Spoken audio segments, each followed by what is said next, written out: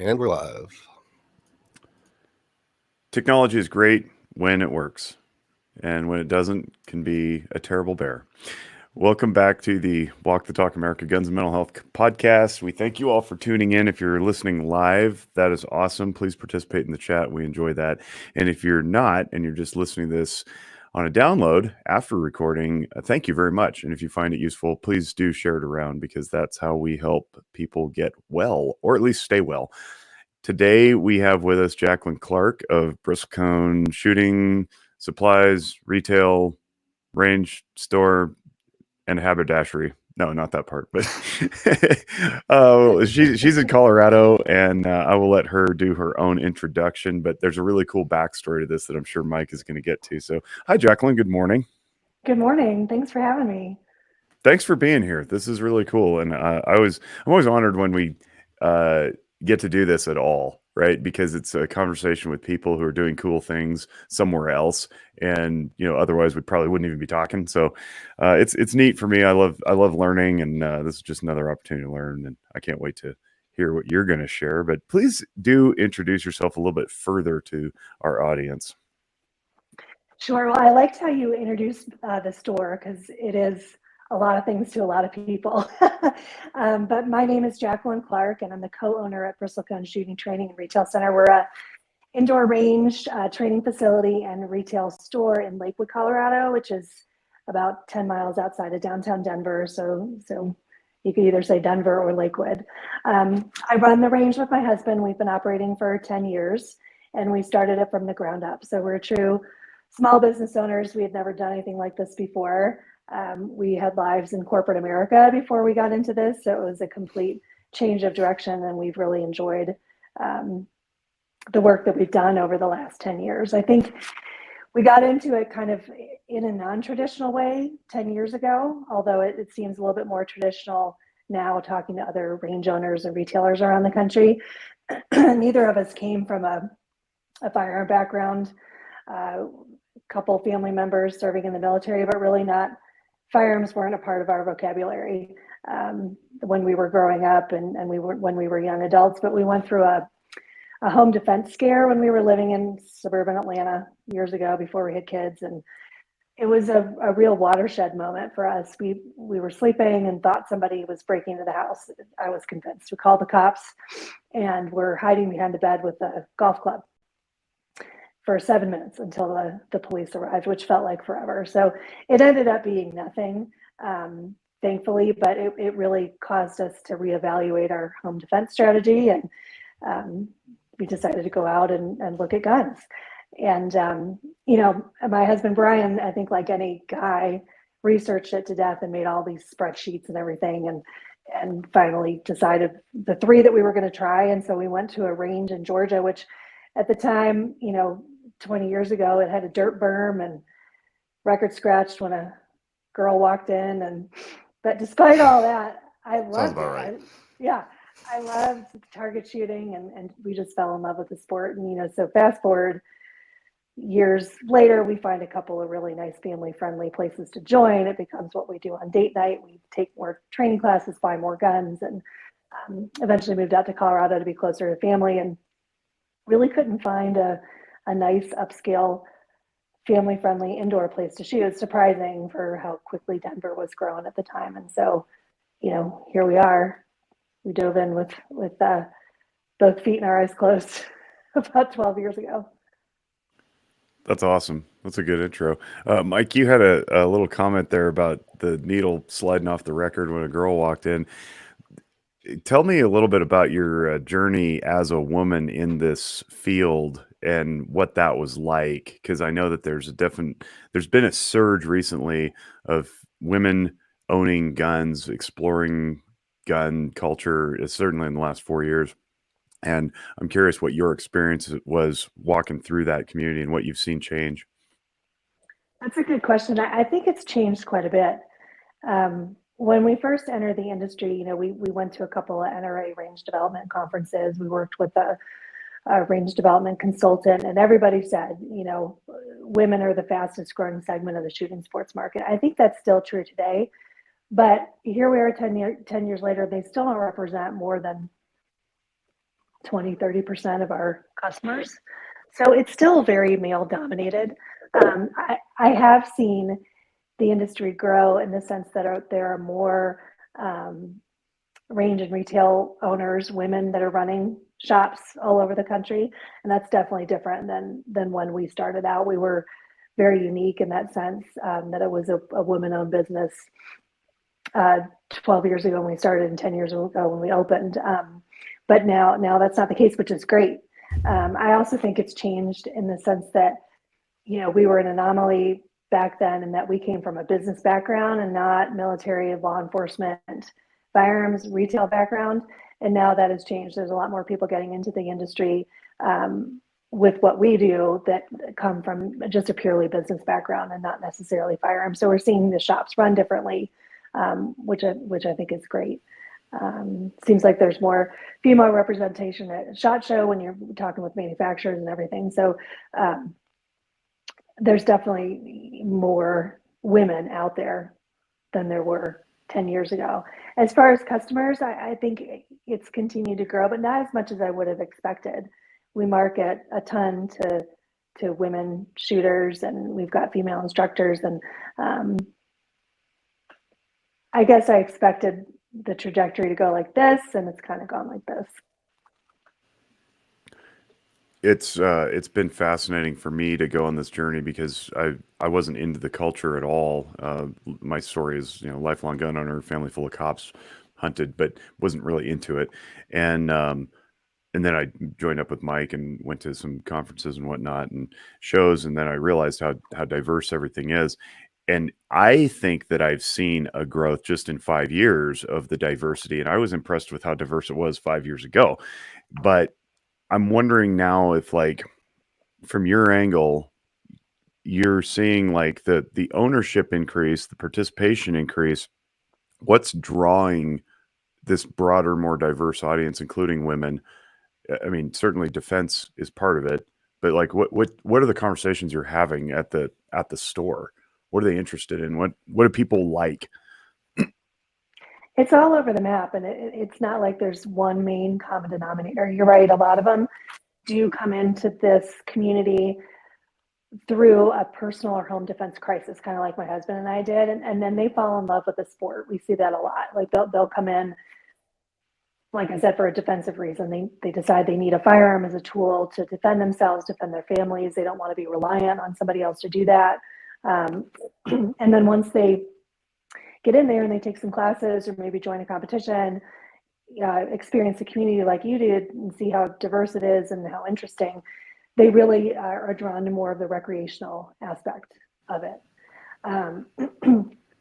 We see some women coming in there through a different angle. We teach classes that are non-firearms, personal safety classes, situational awareness, medical classes, and sometimes they'll come in hand-to-hand classes, come in for a class like that and get interested in the firearm side of the business or the industry, kind of as a sidebar or something they weren't planning to be interested in the first place.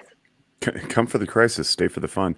And I ask that because we have people who listen to this show who are not necessarily firearms owners or enthusiasts, but clinicians. It's guns and mental health. And sometimes the clinicians who are gun curious will say, to borrow a phrase from David Yamani, will gain more understanding about the culture when I ask a question like that. Like what brings people in? It's like, well, this one thing, but then it evolves. And I think that's really important to know about the culture of firearms owners, is that it's certainly not unidimensional. And I don't think anybody would think that it is, but I think we have to have a broader appreciation for the broader application. And I think that's really useful to know. There's a question in the from the live stream: as a gun shop owner, can you tell if people who move from California to Colorado explore gun ownership at all? That's a great question. I think so. Although Colorado seems to be going the way of California, it's kind of they're going the other direction recently. Yes. But yes, we see a lot of people entering the state from other states that have become a little bit more tightened with regards to firearms ownership, have more laws in place, enjoying some of the freedoms that exist in Colorado that maybe didn't, where they came from. Are you active in the legislature with that Uh, type of stuff, or do you just sit watch? you know, so obviously I'm a Second Amendment supporter vehemently, but we do try to run our business in a relatively politically neutral way, and we have a lot of customers that thank us for that, because we try to make it a very welcoming environment, inclusive, and we have customers in there that are Democrats, and people that don't want to come into the store and be bombarded with political opinions and shouting matches and things like that amongst the staff or other customers. So we try to really not involve the business necessarily in what the legislature is doing. I did sign up to testify on a few of the bills that were out there on this round. That was the first time I'd ever done that, and it was a very interesting experience. And I was testifying on behalf of the business and personally. So, personally, yes. Business wise, we try to keep it to a low roar because the customers that we have in our shop don't. It's such a diverse space that they don't appreciate the in your face about it. That's fair. Yeah. Yeah, and you have a lot. I mean, in your area, there's a lot of actual players or influencers, firearms instructors in the 2A space. I mean, Colorado, I just think like Edgar from Guns for Everyone, Rob Pincus is out there. I mean, there's so many different people that rally kind of for that. And I look at someone like you, and I know all the work you do.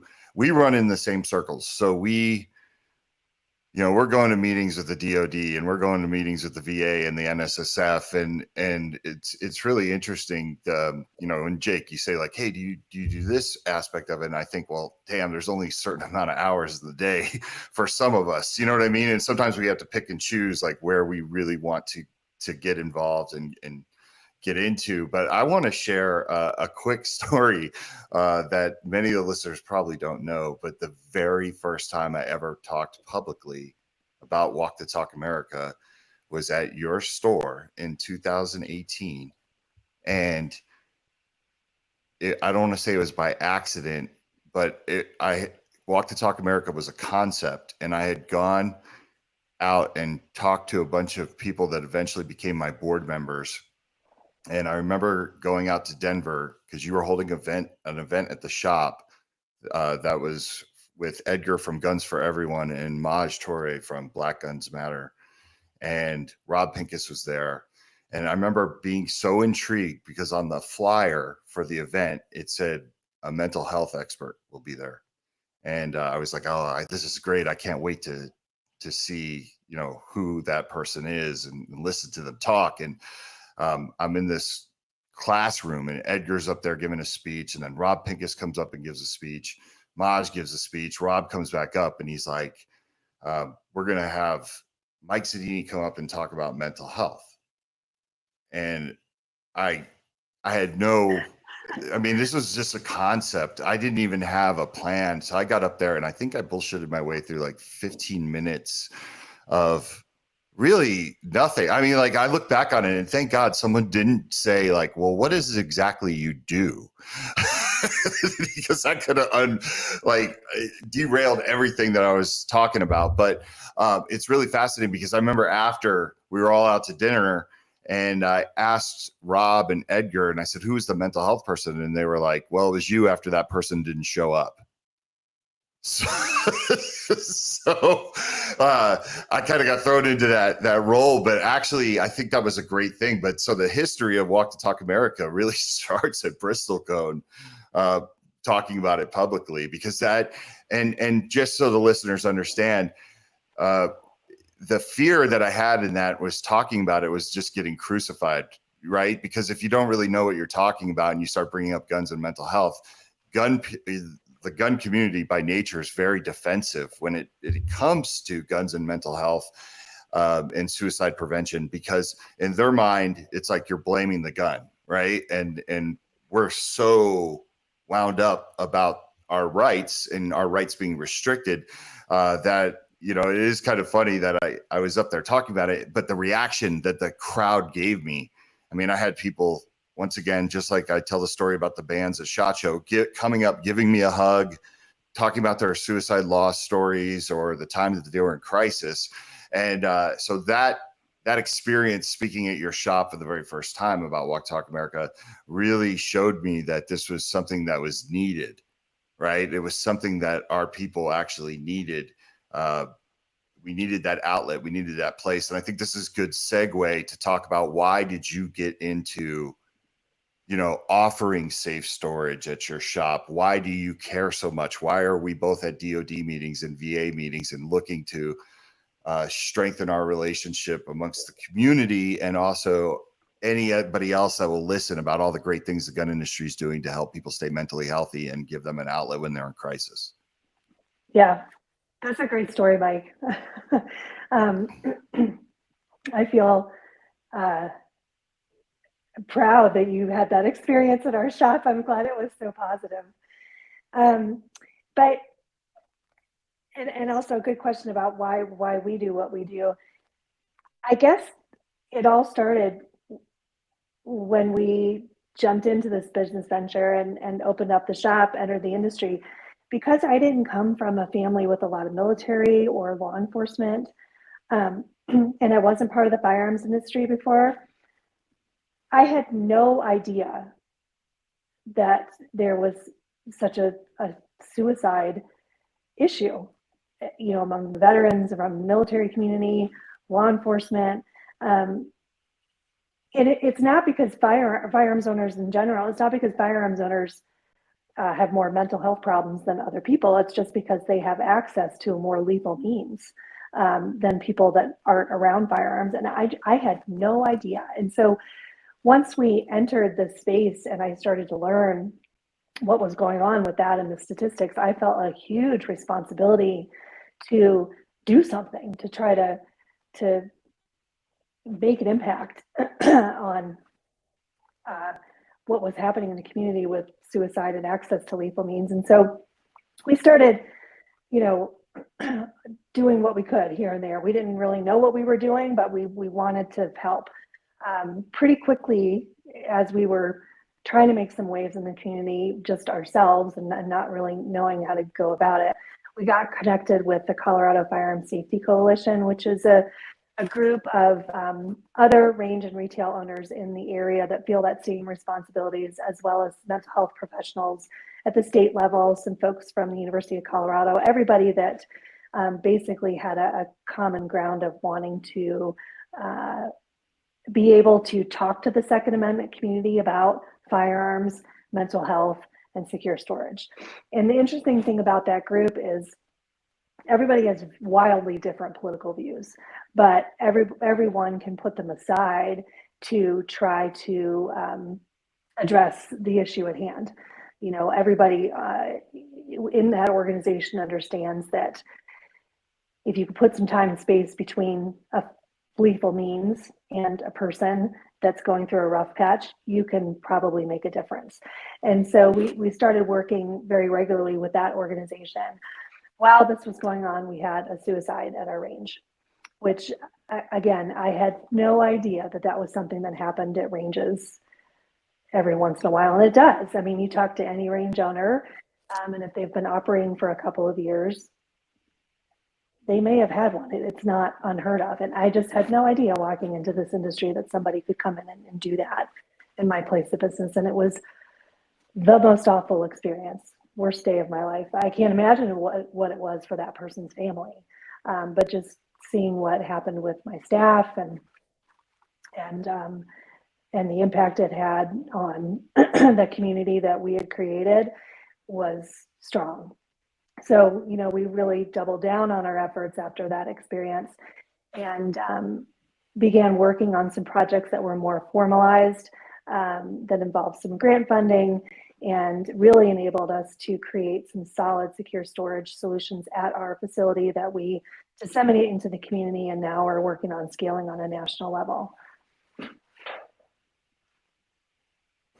Yeah, I wish people understood, because I've had other friends that have owned ranges, and I remember before I was even in this space, having discussions with them because I had personal relationships with them with Eagle because we sold Bursa.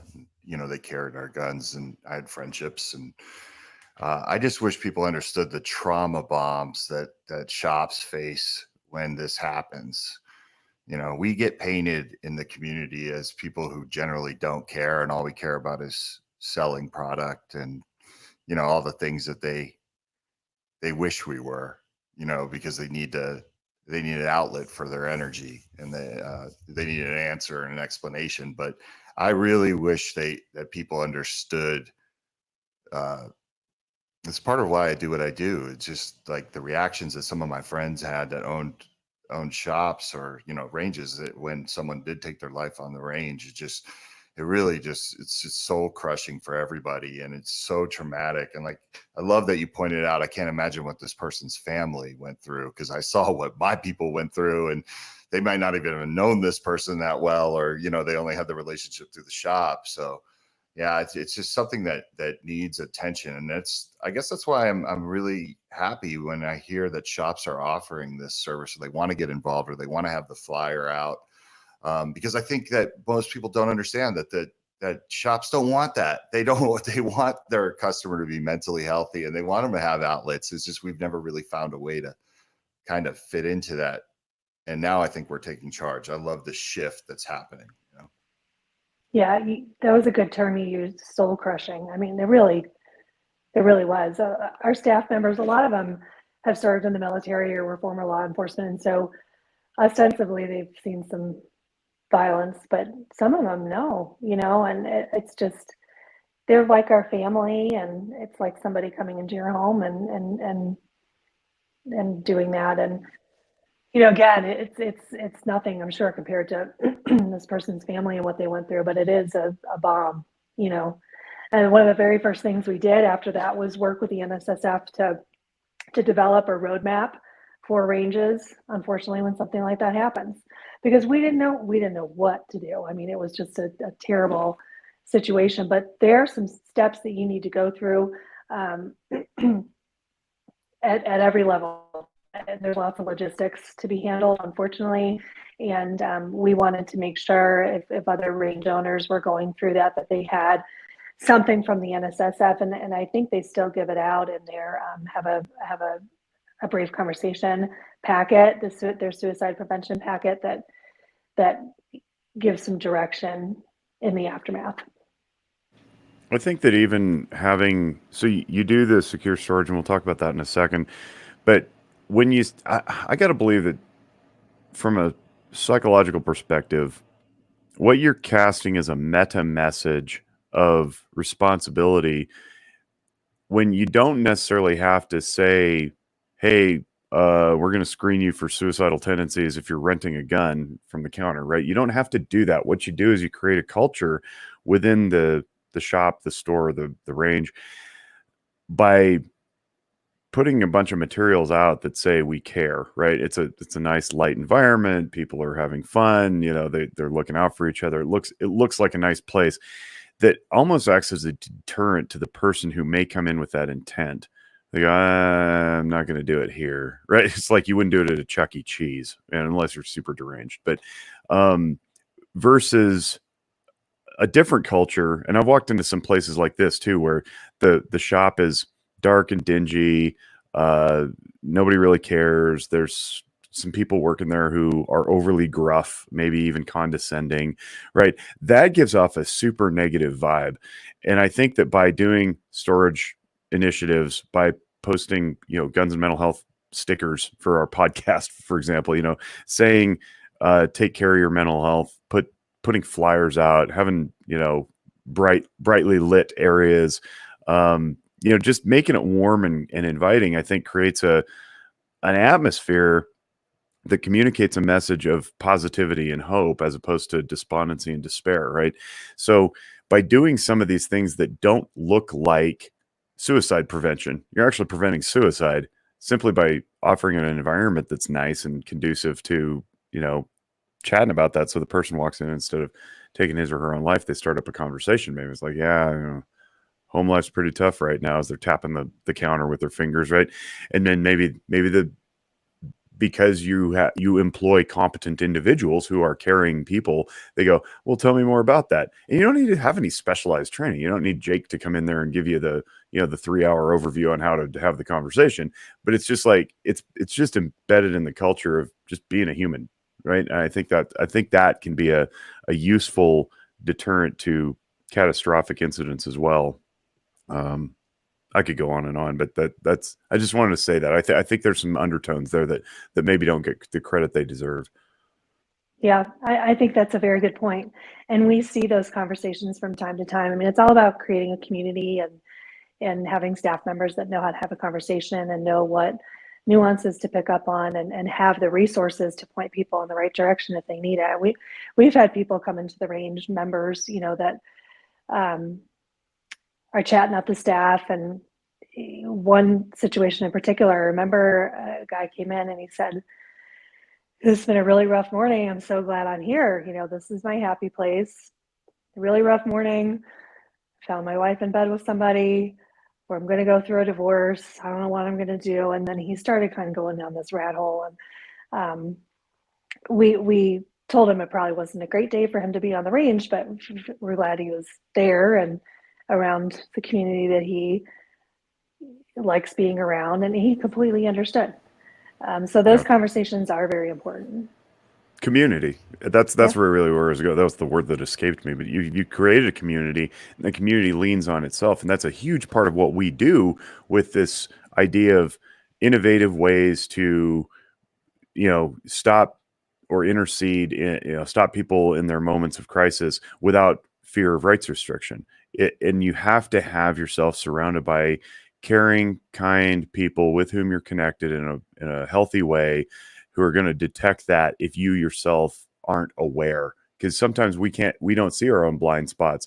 But if you roll in and your habit is 9 a.m. on Fridays, you go to the range and they see that something's a little off, then you can do what your staff did in that moment. That's really, really super cool. And it's not threatening, and it's not, you're going to turn me over to the police. It's not, there's not going to be weird conversation about, maybe you should go talk to somebody. It's like, I'm talking to somebody right now. Like, aren't you my somebody? And I think that's what we want to do. We want to get people connected without legislation, right? We don't need policy to drive this stuff. I do want to hear more about the storage though, because we haven't talked a ton on this podcast about that, although Mike and I have many, many conversations elsewhere about storage initiatives. So maybe we should tee that up. Yeah, we offer a variety of secure storage options at our store, mainly because there's really no one size fits all. So there's not one perfect solution for everybody. Everybody's different, has different needs, different home situations. So the easiest solution that we offer is we distribute storage devices for free or at a low cost to the community. So we, of course, give out the bicycle locks, which, they are what they are. They do serve a purpose, but they're not probably the best way to secure a firearm. We give out the clamshell trigger locks. And then we also have a single handgun lockbox that we do give out for free when people need it. We have a 2 handgun lockbox that we ask for a small donation back into the program to be able to provide to the community. And then we have a long gun safe that we'll distribute for a discount.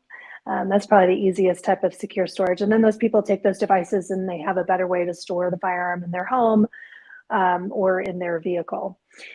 We offer 2 different types of temporary storage on site at our facility.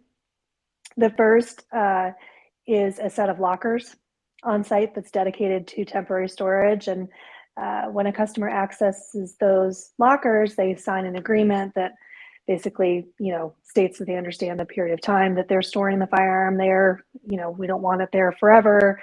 And it gives us a list of serial numbers and what's in there just for insurance purposes. But then they get the only set of keys to the lockers. And because it's structured that way per ATF guidelines, we don't have to run a background check for them to come and retrieve the firearms because we don't, as the facility, have access to those lockers. So those are kind of a come and go, no questions asked. All of the secure storage options we provide are no questions asked. The the lockers are probably the most flexible type of temporary on-site storage that we offer. The second type of temporary on-site storage we offer is guns that are stored just with our regular inventory. Those firearms do require a 4473 and background check when people retrieve them. So those can be used if the lockers are full, or if somebody has a large collection or something that's not going to fit in the lockers, we'll take them into our inventory, and then we do, just like you would on a transfer on the way out, a 4473 and a background check. And then finally, we offer gunsmithing services for free with a temporary storage component. So if somebody would rather store their gun and while it's being stored with us, have it cleaned for free by the gunsmith or have it engraved, we offer that as well. And that's really to try to reduce the stigma associated with storing your firearms. So what's the conversations you have with people about that, if any? I mean, are you getting participation? Is it something you have to explain, or like we think? Here's my framework for that. Sorry, I'm fumbling, but my framework for that is we have these conversations with big-headed people around tables in committees and whatnot, and we're like, oh, if we just have all the gun shops offer this thing, then people take it up on it, and we'll save lives. And then there's a cultural component, like you just alluded to. There's a stigma of even storing your gun somewhere else. Like, I'm a big boy, I have a safe at home, right? So what's your experience from the front lines? Because I certainly am not having it. I'm not a range owner. Well, it's been interesting. None of it is a very widely used program. We don't market it a ton. I mean, every once in a while we'll do a social media post. We have flyers all over the store about it. We've experimented with some direct mail and things to explain the program, but it seems to be, we haven't really found the right way to advertise it. So it's not like people are coming in droves to take advantage of the program. I think that was one of our concerns, and that's the concern I see from other FFLs. They're Right. like, well, I don't have We're space going to be to flooded. store all Yeah, these things. Yeah. And I'm like, it's not like that. You know, we've been offering it for a number of years, and I think the most amount of guns that we've ever stored in a year has been 30. And that's not all at once. It's, 2 guns Sure. here, then somebody brings in 5, then somebody comes and takes back 1. And so 30, and we do try to advertise it as the most that we've ever seen. But it is being used, though. It is being used. Okay, and cool. We actually train our staff not to ask questions for a few different reasons. So we don't want them to make the customer feel any sort of way about storing their firearm. We don't want any stigma there. You can store it for whatever reason. But also, our staff are not mental health professionals. So if they don't ask a lot of questions on the front end, and they don't have somebody coming in and saying, oh my gosh, I'm going through the worst period of my life, I'm having suicidal ideation, I need to give you my guns, there's some concern and liability there for the facility on the back end. Who am I to decide after 30 days whether this person is really okay? Yeah. So we train them not to ask a lot of questions, and it answers 2 of those issues on the front end. Sometimes people do offer up why they're storing their firearms, and it's very mundane reasons. Grandkids are coming to visit for the summer, and I don't have good storage at home. I just rather have them out of the house. I have a new roommate, and I have 5 guns, and I don't know how they feel about guns, so can I put them here for a month until I get to know this person better? I'm being deployed. I'm going on an extended vacation, and I don't have a good way to store them at home. People access the devices for the same reason. I just got a couple of new firearms, and I don't have a good way to store it in my vehicle, so they'll access it for that reason. It may be the case that people make up these mundane stories to tell us, and maybe they are going through something mentally. I don't know. But when they do offer a reason without us asking, it's usually for something relatively regular.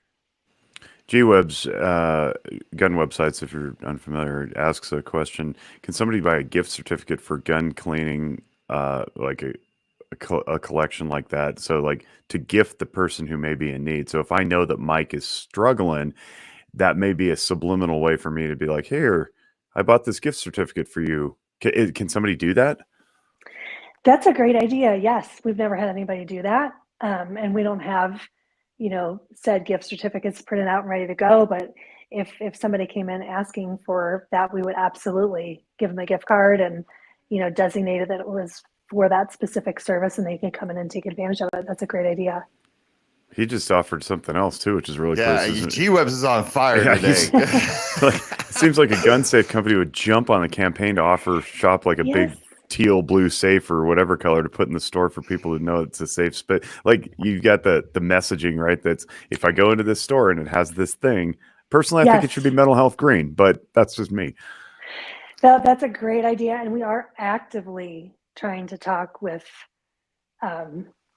one in particular whose devices we distribute the most of to try to get them to be more involved. I mean, we distribute a lot of their devices, and it would be great for them to brand it a certain way, or give us Jacquelyn, a better price. Yeah, Jacquelyn, if that fails and it's not the same person, we don't have the same person in mind, let me know, because I had a conversation with the president of a very large safe company yesterday, and we were brainstorming how he could actively be involved in, say, the TAPS project, out of Louisiana and things like that. So just let me know if that's a conversation you'd ever want to have with maybe an alternative person, if we're not talking about the same person, right? Like, I don't know who that is.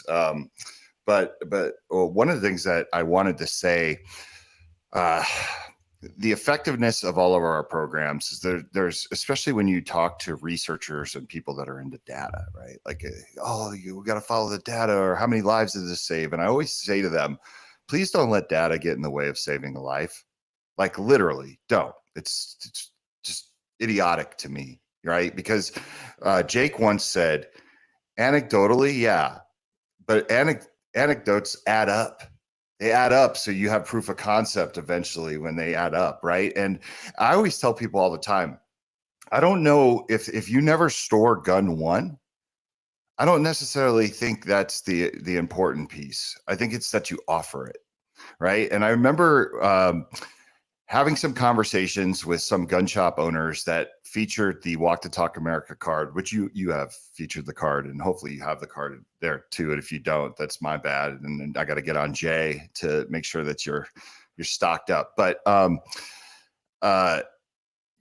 remember saying, how do you give out that card, right? And I had people that said, well, we just put it in the bag at, when people make a purchase. No, like, we don't even ask them. We just put it in the bag and let them go with it, right? Which is one method.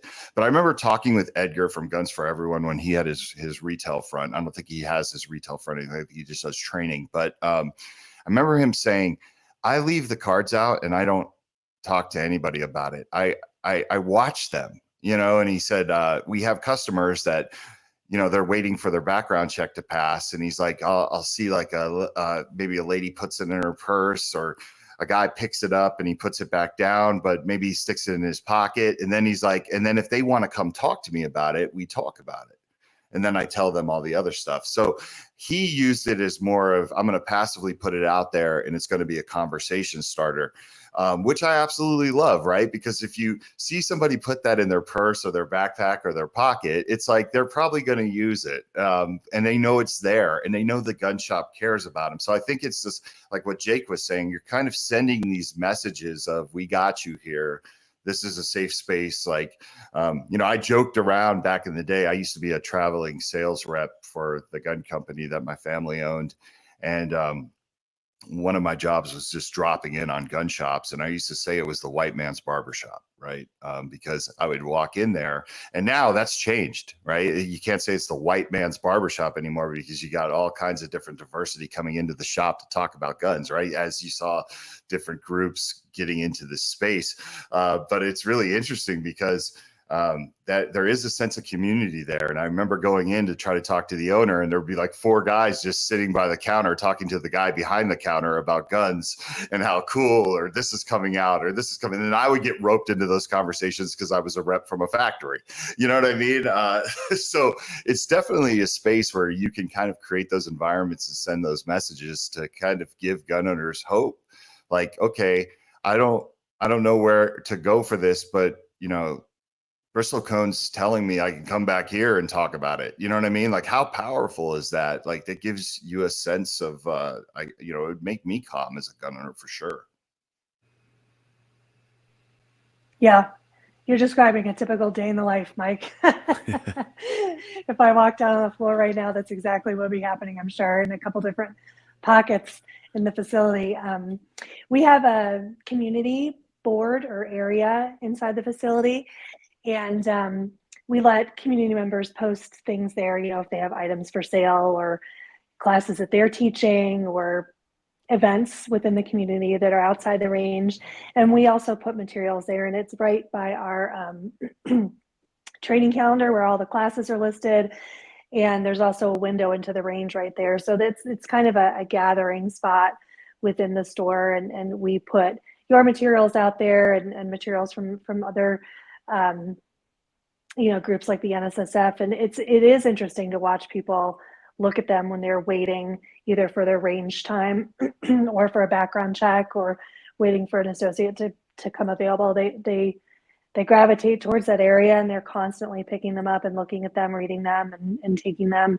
But we also try to sprinkle different materials throughout the store and other gathering places. So where people stop and have to fill out the range waiver, or where they stop to watch the safety video. Over by the gunsmith window is usually a good gathering area where sometimes there's a line and there's, conversation and kibitzing going on. So we place them there too. That's a perfect segue into something else that G-Web's posted. And it's something that we've been kicking around for a really long time, and we can't quite figure out how to make it work. But he asks, would a range therapy campaign to associate shooting as therapeutic and ranges as a place to relieve stress, as well as normalize the idea of monitoring mental health? I love the idea. I think it's brilliant. I've been trying to figure out, and Eddie Davenport does this sometimes with his kids. He doesn't take them with firearms, but he does archery with the kids he works with or used to work with at his previous agency. The clinicians have talked about this for quite some time. My friend Jordan Slotnick, who runs Reno Guns and Range here, he and I talked about this years and years and years ago, and he's actually the reason I even found out about WTTA, because he texted me and asked if I'd heard of it. But we've been trying to figure this out, and I think that community bulletin board might be a good place to start. I mean, you've innovated a lot of really cool things. Maybe this is another one. And so I have a couple things to ask. One is, what do you think of that concept? And the second is, do you know any Pro 2A therapists in your area who would be willing to, like, for the audience who's maybe watching on TV or on YouTube, I should say, the flyer goes on the shop counter, right? And it says mental health, let's talk about it. On the backside, there's white space for a local therapy shop to stamp their logo or a person's individual logo or something like that. So it's a passive invitation to say, these people are cool. If you need actual professional counseling services, go to Zephyr Wellness or wherever, and you're not going to be judged. And then probably have a decent conversation about what you can do with your guns. So those are my two questions. What do you think about the whole range therapy thing? Because at one point or another, I was even talking to Kevin about becoming my own moniker and becoming the lead therapist or something like that. And then, do you have a relationship with counseling services in your town? Well, first, I think that's a great idea. I mean, trigger therapy, it is a great stress reliever, and it's a good community activity, and it's fun. Oh man, all the marketing ideas. It's so triggering, know. right? Like, oh. I think we could do so much marketing it. So I think that's a great idea. I think people would come out for that. And then secondly, no, I don't have a relationship with a Pro 2A specific therapist in the area. So we'd love to be connected to somebody if you know of anybody or know what channels we could go through to find somebody. I think that's a great idea. We need to put out a call. We need to figure out, it's really hard for therapists in our community to, as I say, come out of the closet as firearms owning or Pro 2A, because so many clinicians are just told that guns are bad and guns are evil and we hate guns. We don't even talk about firearms in the realm of suicide. Like, we're taught in grad school to navigate sensitive subjects like, I don't know, sexuality, sexual orientation, finances, suicide, self-harm, it's things that aren't common parlance at cocktail parties, but firearms were simply not trained. And I think it's because most therapists, and by extension, therapist supervisors and therapist professors, don't own guns and they don't understand them. So it just doesn't work its way into the curricula. But we need to invite more clinicians to come out of the closet and take a stand, because I say this till I'm blue in the face. Depending on where you live, it's half of America on average either owns a gun or lives with one. And if you're in a place with higher gun ownership prevalence, it's going to be much higher than that, which means presumably half or more of the patients walking through your door are going to have access to firearms, and you better know how to talk about it. So if you're one of those people who happens to be in the community, what a great marketing tool it can be to capture a very ignored demographic, right? So if you're listening to this and you know somebody in the therapy community, especially if you're in Colorado and specifically the Denver area, invite them to come swing by Bristlecone and put their stuff on the marketing materials. Yeah, you're bringing up a really good point just about people in the medical community at large. It's not part of their vocabulary. I go to the pediatrician with the kids, and they're asking the kids all kinds of safety questions. Do you wear a helmet when you ride a bike? Do you do this, do that? But there's no questions about how guns may be stored in the home. A lot of the work that we did with the Colorado Firearm Safety Coalition was trying to get medical professionals to a language that they could use to have those conversations if they needed to. And none, I think they don't have them because it's not part of their world. They're not comfortable with it. They're, afraid they're going to offend somebody. They don't know how to have that conversation. Well, and because they don't have the language, it does become off-putting, and it does push people away, possibly forever from that pediatrician, to the point that they go seek another one, and then they lose business. And at worst, in my realm, they don't come back to counseling, and then their psychiatric issues get worse, up to and including suicide. So we have to be competent, and that's why Walk the Talk America offers a free class to take to learn about gun culture and how to handle those conversations with tact and diplomacy, instead of just be like, "Do you own guns?"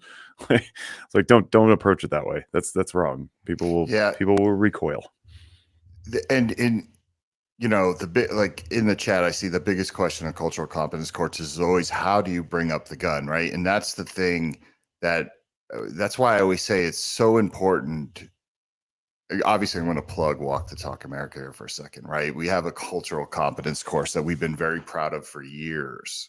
And the reason why we encourage people in healthcare to take that course is because the more that we're known in the firearms industry as the trusted source, that's a conversation starter right there. Like, oh, I'm talking about guns because I actually took if I'm a healthcare provider and I say if I'm a pediatrician, I said, oh, I actually took a cultural competence course in firearms from Walk the Talk America, right? That could be the starter for the conversation with somebody who, might be a little hesitant. That's like, why is he asking me, or why is she asking me these questions like this, right?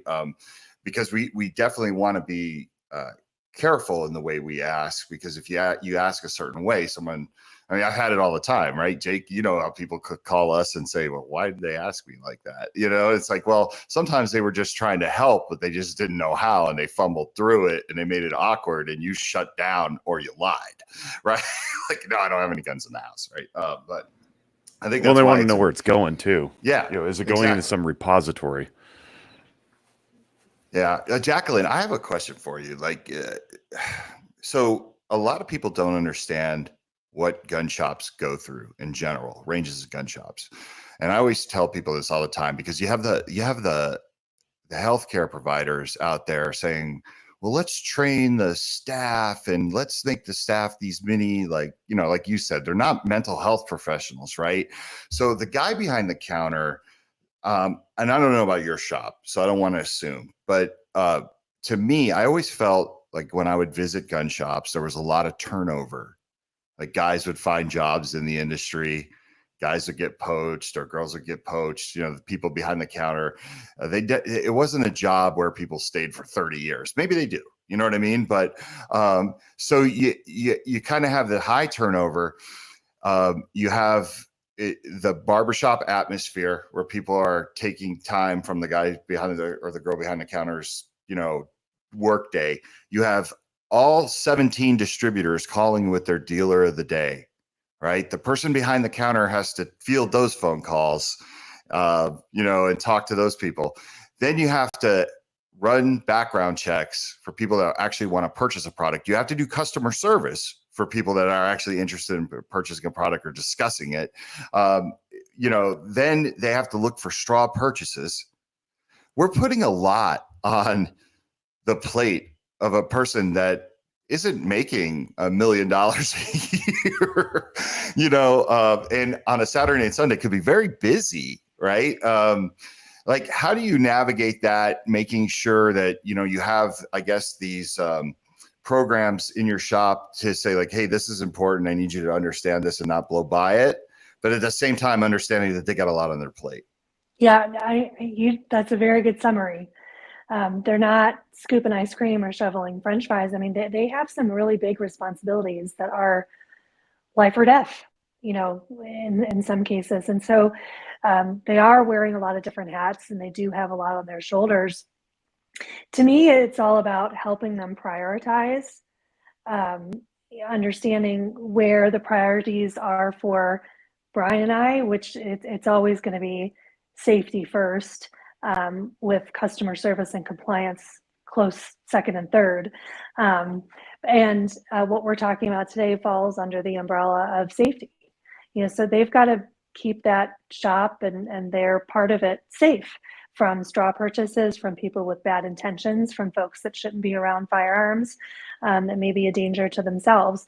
So I think if they understand, and our staff definitely does because of all the work we do in this area, how important it is to the culture of the facility, then they're pretty connected to it, and they're committed to it. It is a high turnover type of industry or type of job. It's retail. We hire a lot of people who are looking to get into the firearms industry, or they're looking to get on with an agency, and so they want a job that gives them good firearms experience, and they can take free classes and everything. And so when we hire them, some of the time we know that they're not going to be there for 30 years. We invest a ton in their training to make sure that they're able to do all these different things while providing great customer service. It's just kind of the way of the world in this industry, but they do have a lot on their plate, and it's difficult for them to juggle all that. But I think, again, having an understanding of how important it is to the culture of Bristlecone, that they get into it. I want to spitball an idea here. Tell me what you guys think of this. And I may be way out of whack, but again, G-Webs is on fire. So, and Mike mentioned this earlier, but is how do you bring up the gun, right? So if I'm a therapist or a doctor or a primary care, emergency medicine, dentistry, it doesn't matter, right? For me, in this realm, I'm dealing with people who are obviously mentally struggling. Otherwise, they wouldn't be in my office. It's much clearer for me to ask questions about access to dangerous things, like checking in on their diet. If they're if disordered eating presents, I can be like, hey, you should probably eat some more, right? Let's be healthy. And if they're suicidal, I can scale for that, and I can ask about means by which they take their own life and say, well, what's your plan? Right. And it's, well, I'm going to drive off the Golden Gate Bridge. It's like, well, kid, you're 14. Do you know even how to get to San Francisco? Okay. Probably less likely that you're going to drive off the Golden Gate Bridge. But if I'm dealing with somebody who's an adult, lives in Northern Nevada, I can say, you plan on using a firearm? And it just rolls off the tongue. It's really easy because that topic has been broached already. It's not crowbarred in. Now, it's a little different with your dental hygienist, especially because it's really hard to talk with all the instruments in your mouth and stuff, but and gargling. But if the conversation lends itself to that, you naturally ask about the gun. Now, I'm going to flip this around, and this is what I want to spitball. Is it possible that those frontline employees at the store can naturally work in a conversation about psychological well-being in a way that is either systematized, almost like the cashier at the grocery store asks for your ID when you buy alcohol, no matter what. I mean, my dad got carded the other day and he's clearly in his 70s. Or it just becomes part of that culture in the community.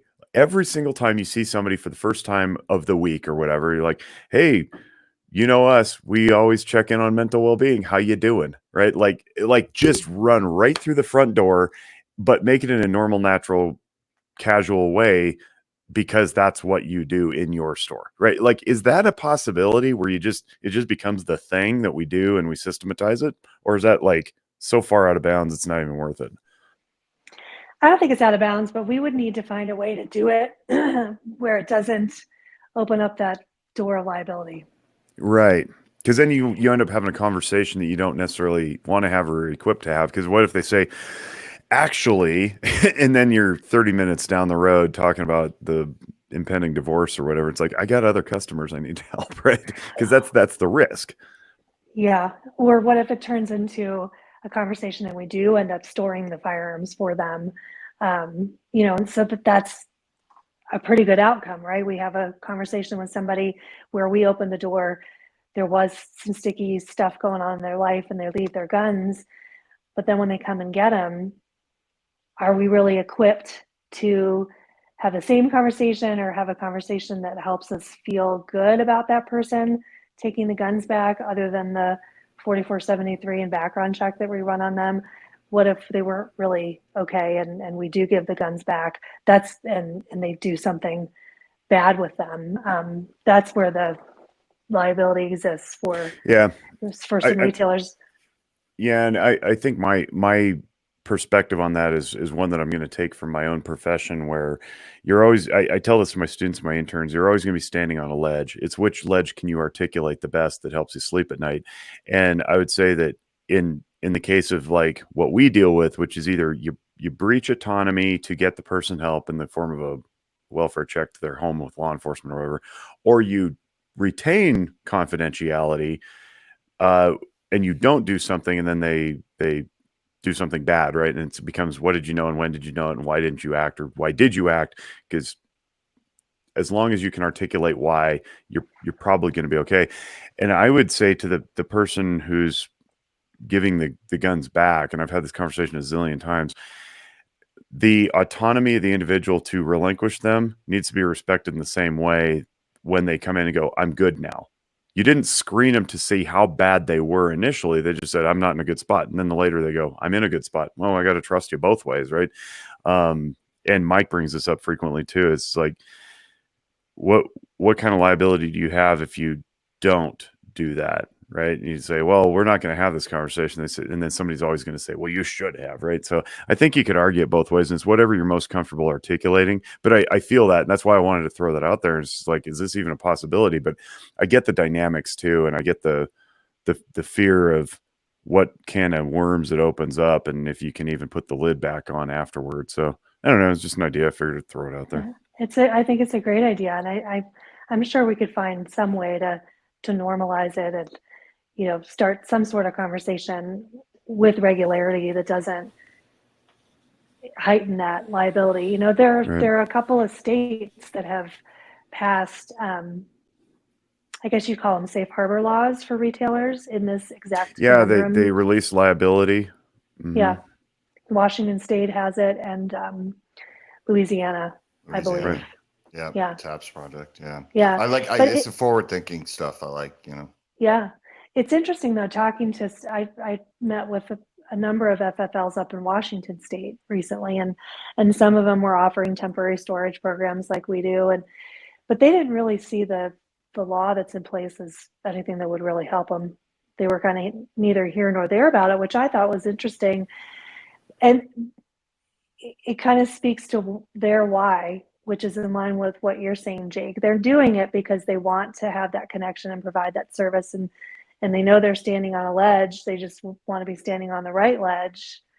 They don't even see this law as something that protects them, which I was surprised about. Yeah, I think the culture of wherever you are also drives whatever fear you may experience too. If you're surrounded by a bunch of people who are always constantly worried about lawsuits, then you're going to have that embedded in your own psyche. And if you're surrounded by a bunch of people who are like, it's not a thing, and they're super confident, you'll probably pick up on some of that too. I only say that because coming out of grad school, we were taught to be afraid of everything. Everybody's going to sue you all over the place, and the licensing board is going to come down on you. And they're like, don't do this and don't do that. And all of a sudden, we're surrounded by a bunch of things we can't do. It turns out none of them are true. Nobody gets sued in our profession. It just doesn't happen. It's very, very hard to prove wrongdoing in our field, unfortunately, because there is a lot of wrong that goes on. But yeah, I think it's just up there, they're probably just they don't see it that way.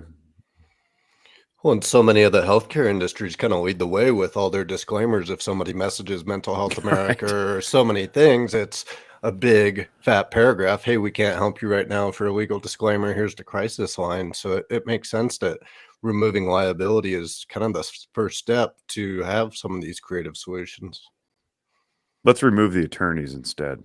They caused all this, stinking attorneys. Let's get Lara back on here. Tell her how awful she is. How awful she is. Yeah, Jacquelyn, you've been at this for a while. I would say you're an expert at it, right? Do you get a lot of the consulting aspect of it? Do you get a lot of shops that reach out to you?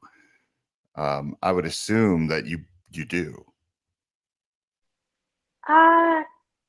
Probably not as many as you would think. I mean, we're trying to take the show on the road essentially, and proactively talk to FFLs around the country, and that effort is really in its infancy. I think once we get more of them interested and understanding that it is something that they could do at their shop, we'll have more that need, some of that technical assistance and questions about how to run some of these programs.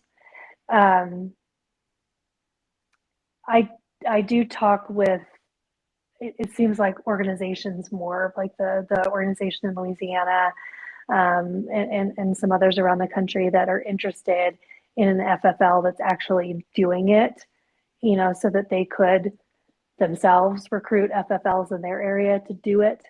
That it seems like I have more of those conversations right now anyways than with the individual FFLs. Okay, that's interesting. Yeah.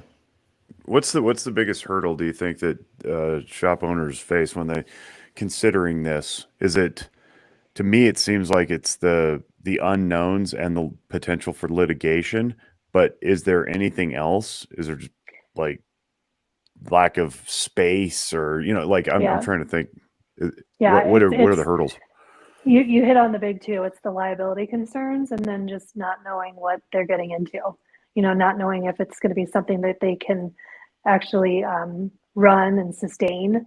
They don't want to start offering something to the community and then have to, reel it back in. Right. Space is definitely a big concern. And then it's just everything else they have going on. I mean, everyone I talk to at the FFL level understands how important the effort is. That's absolutely common ground. They understand that,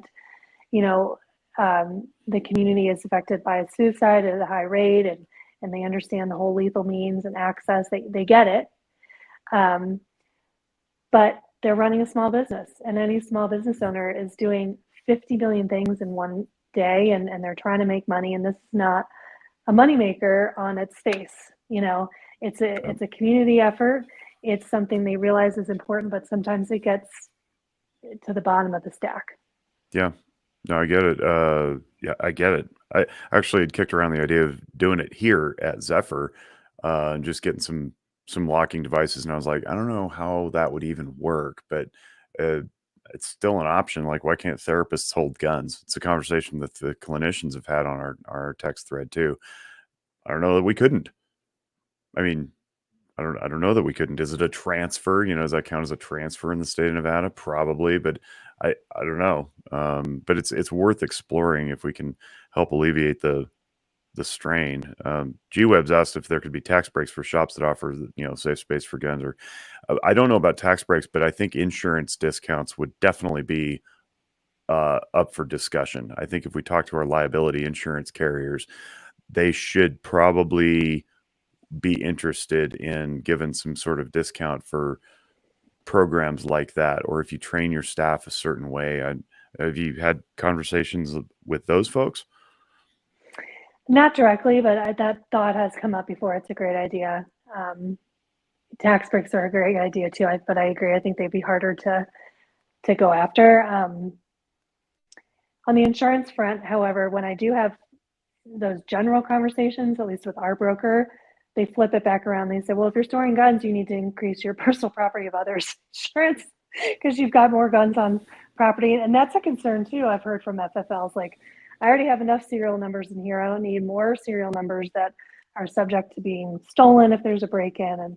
And so my conversations with the insurance people haven't gotten very far, but I think all of that could be on the table. There's got to be some sort of incentive, I think, for these dealers to do this work, to really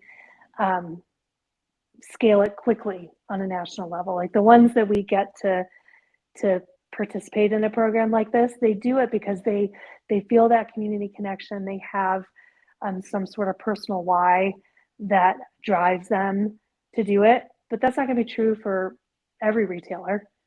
You know, if we could create some sort of monetary based incentive or break, it might get an effort like this off the mark quicker. And maybe that's just where it is. You're not going to capture everybody. I mean, in my heart of hearts, I'd love for every therapist to be out there doing community service and pushing content into the community so people stop coming in our agencies. But I also understand it's not everybody's heart.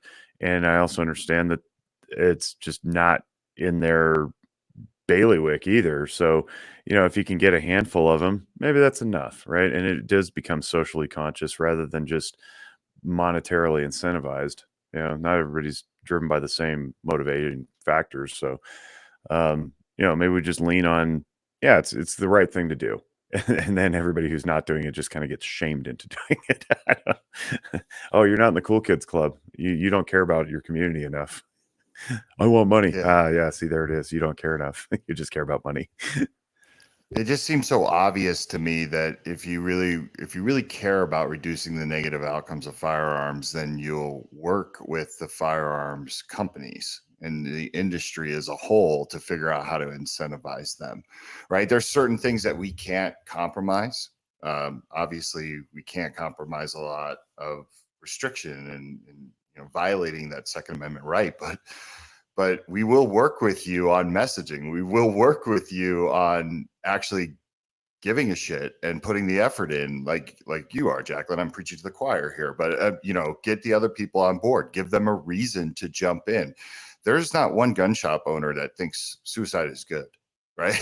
Like, I mean, come on, like let's think with our heads and get creative. Everything we've been doing. And this is my biggest thing. And this is why, you know, when in 2019, when I was talking with the VA at the White House, and I was like, you need to be part of the gun industry. Like, and they were like, we can't. Now you got Matt Miller and NSSF standing there together, and there's booths and ideas are being shared. Right. And, you know, everybody needs to take part in this and have conversations with people that are in the gun industry, that have the shops. Half these people, they come up with these ideas, but they don't even know how a gun shop operates, right? Like a lot of these people probably think we don't even keep track of serial numbers and things like that. You know, the people that are truly gun ignorant, and they need to be educated, right? Because think about all the ideas that have just come through this podcast, G-Webs being a big part of those, right? But we keep building on idea after idea. And that's what the public doesn't see. Once you involve the gun people in the conversation, once you involve the safe companies in the conversation, the ranges, right? Like that's how these ideas just only get better. It's like, oh, I'll take that idea and I'll run with it this way. Or what if we did this?